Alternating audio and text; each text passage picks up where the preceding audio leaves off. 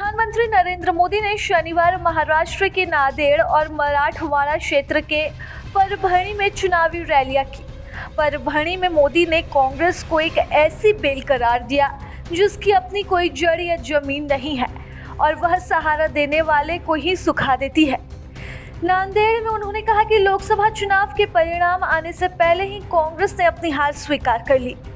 उन्होंने कांग्रेस नेता राहुल गांधी पर कटाक्ष करते हुए कहा कि 2019 में अमेठी की तरह ही कांग्रेस के साहबजादे इस बार केरल के वायनाड निर्वाचन क्षेत्र से भी हारेंगे। शहजादे को वायनाड में संकट दिख रहा है। शहजादे और उनकी टोली 26 अप्रैल को वायनाड में वोटिंग का इंतजार कर रही है। जैसे ही 26 अप्रैल को वायनाड में वोटिंग पूरी हो जाएगी, वैसे ही शहजादे के लिए एक और सुरक्षित सीट की तलाश की जाएगी, क्योंकि अमेठी के बाद उन्हें वायनाड भी छोड़ना होगा।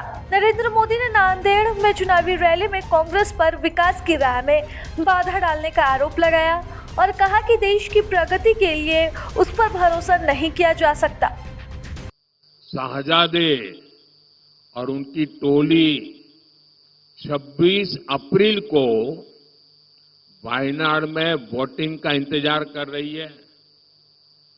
जैसे ही 26 को वायनाड में वोटिंग पूरा हो जाएगा, ये शाहजादे के लिए एक और सुरक्षित सीट घोषित कर देंगे और कहीं और से फिर से लड़ाना पड़ेगा उनको,